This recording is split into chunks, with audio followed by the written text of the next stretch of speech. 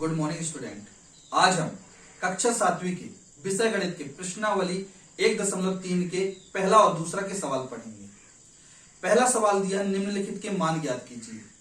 पहला सवाल दिया निम्नलिखित के मान ज्ञात कीजिए, जिसमें से मैं आपको 3 सवाल बता दे रहा हूं। ये लिखा है जी नंबर का सवाल 9 गुणित कोष्टक ऋण 3 गुणित ऋण 6। हमको यहां पर गुणा करना है। गुणा करना है। तो यहां सिर्फ आपको एक बात की ध्यान रखना है कि यहां पर पहले जब गुणा किया जाता है तो यदि वहां पर ऋण है तो उस ऋण की गिनती की जाती है कि ऋण कितने बार है।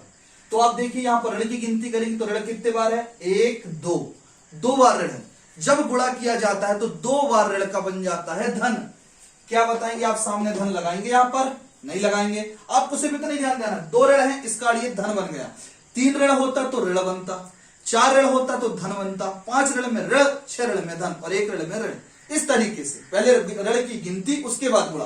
तो हमने पहले ऋण की गिनती की, यहाँ ऋण 1 और 1 2 ऋण है, 2 ऋण है तो 2 ऋण का धन बन गया। इसके बाद हम 9 का 3 का गुणा, 9 तिया 27, 27 से 6 का गुणा करेंगे, 27 गुणित 6 तो 27 6 का होता है, पहले 6 का गुणा 162, 27 6 का होता है 162, या ऐसे गुणा कर सकते हैं 6 तिया 18, 18 नंबर 162। बस इतना सा काम करना, ये आपका आंसर आ गया। मेरी बात क्लियर हुई यहां तक? आगे सुनिएगा।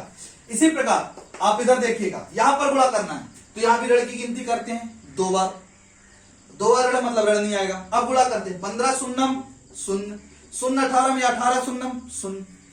एक और बात, यदि यहां ऋण 1 भी होता तो भी ऋण नहीं आता। क्यों नहीं आता?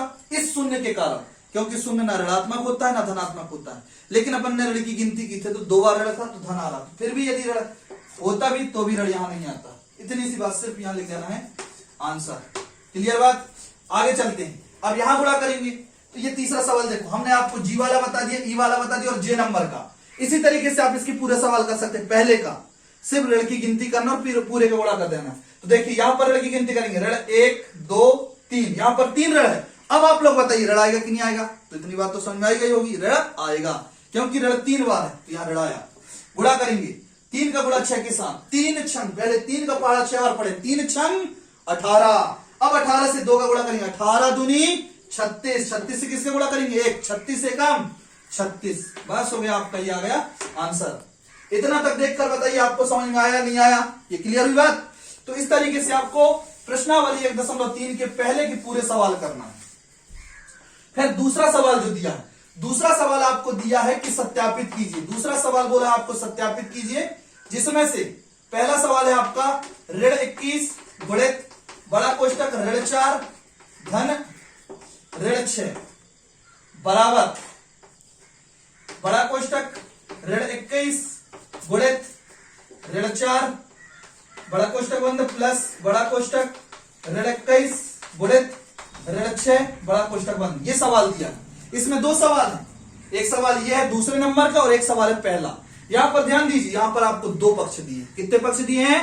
2 पक्ष, एक बराबर के इस पार और एक बराबर के इस पार। ये बराबर, इधर ध्यान देखिए, ये बराबर है बराबर के इस पार, यानी ये कौन सा हाथ है मेरा? बायां। इसको बायां पक्ष कहा जाता है। और ये बराबर का मेरे इस साइड दायां हाथ, तो ये दायां पक्ष कहलाता है। बायां पक्ष, ये बायां यानी LHS और ये दायां यानी राइट हैंड साइड RHS। तो पहले हम LHS लेकर बायां पक्ष लेकर हल करेंगे।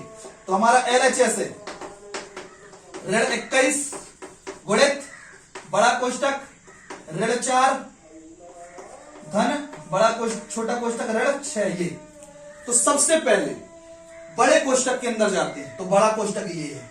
बड़े कोष्टक के अंदर यदि लगातार 2 चिन्ह धन ऋण या ऋण धन से संबंधित तो पहले वो चिन्ह हल करना, अन्यथा कुछ काम नहीं करना। भी सिर्फ डबल चिन्ह दिया है तो चिन्ह हल करेंगे। यदि धन ऋण है ऋण धन है तब गुणा होगा तो नहीं।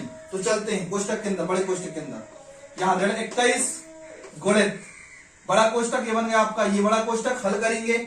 यहां पर देखिए 4 के सामने कितने बार चिन्ह है? 1 बार, वो भी काय का ऋण, तो आपका ये ऋण 4 आ गया। अब यहां डबल चिन्ह, एक धन है और एक ऋण है।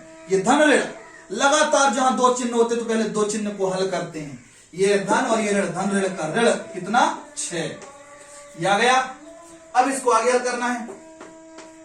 ऋण 21 गुणित ऋण ऋण धन, यानी 6 और 4 को क्या करेंगे? जोड़ेंगे, क्योंकि यहां ऋण है और यहां ऋण है। और आपको मैं पहले बता चुका हूं ऋण ऋण का होता है धन, यानी जोड़ेंगे तो 6 और 4 हो गया 10।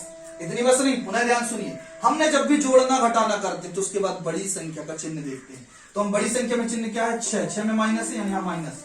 अब बताइए लगातार यहाँ 2 चिन्ह हो गए यानी यहाँ क्या लगेगा, कोष्टक। अब आप देखिए यहाँ भी लगातार 2 चिन्ह है, तो क्या यहाँ चिन्ह हल करेंगे, नहीं करेंगे। क्यों हल नहीं करेंगे, क्योंकि यहाँ पर गुणा है। जब गुणा होता है तो चिन्ह हल नहीं करते, गुणा होता है तो ऋण की गिनती कर लेते हैं। ऋण देखिए कितने बार है, 2 बार। 2 ऋण का बन गया धन, क्या धन सामने लगाएंगे, नहीं। अब हल कर देंगे, 21 गुणे 10, 21 धाम 210। ये जब हमने एलएचएस को हल किया तो हमारा 210 हो गया आया। अब हमको आरएचएस हल करना है। यदि आरएचएस को हल करते समय भी 210 आ गया तो इसका मतलब है कि ये सवाल सत्यापित है, दोनों पक्ष बराबर है। तो हम लिखेंगे आरएचएस।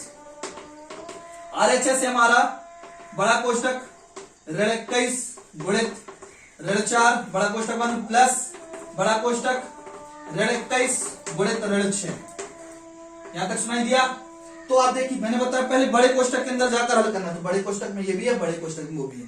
तो यहाँ हल करना है। तो यहाँ पर देखते हैं डबल चिन्ह, लेकिन डबल चिन्ह के बीच में क्या है, यहाँ गुणा। तो क्या चिन्ह हल करेंगे, नहीं। जब गुणा होता है तो सीधे सवाल हल करते हैं। तो देखिएगा यहाँ गुणा किस किस का करना है, 21 गुणित 4, 21 चौके 84 गुणा किए, लेकिन फिर हम ऋण पर ध्यान देंगे। जब हम गुणा करते हैं तो ये देखते हैं कि ऋण कितने बार है। तो देखिए ऋण कितने बार है, 2 बार। 2 ऋण का धन बन जाता है, क्या धन लिखेंगे, नहीं। आगे चलते हैं, यहाँ पे गुणा करना है, यहाँ पर प्लस का चिन्ह प्लस। आगे करते हैं, देखिए किस किस से गुणा, यहाँ भी देखिए क्या करना है, गुणा 21 और 6 का 21 का 126, हमने यहाँ 126 लिख दिया। अब हम चिन्ह के लिए चलते हैं, यहाँ भी गुणा किए तो ऋण देखिए कितने बार है, 2 बार है, यानी यहाँ पे लग गया 2 बार ऋण का धन। अब धन क्या लगाएंगे, नहीं, पहले से धन लगा। हाँ यदि यहाँ ऋण आता, एक ऋण होता तो यहाँ ऋण लगता और उसकी वजह हम कोष्टक आता, पर ऐसा हो रहा है क्या, नहीं। तो ये हो गया आपका। अब देखिए यहाँ प्लस का चिन्ह, यानी क्या करेंगे, इसको जोड़ेंगे। तो जोड़ देते हैं, प्लस से यानी जोड़ देते हैं। यदि यहाँ ऋण होता तो घटाते। 6 से 4 जोड़े 10, 2 से 8 जोड़े 10 और एक हाथ सलाई 11 और एक ये और एक हाथ सलाई 2, 210 ये भी है, 210 ये भी है। देखिए ध्यान से, दोनों 210 आ गए। हम लिख देंगे यहाँ पर LHS बराबर RHS, बस इतना लिख देना है। या यदि इसको नहीं लिखना है तो लिख देना यह सत्यापित है। यहां तक समझ में आ गया। तो आप ध्यान से सुनिए, आप प्रश्नावली 1.3 के पहले के 2 सवाल करके और दूसरा का पहला सवाल करके फोटो डालेंगे। क्लियर बेटा, धन्यवाद।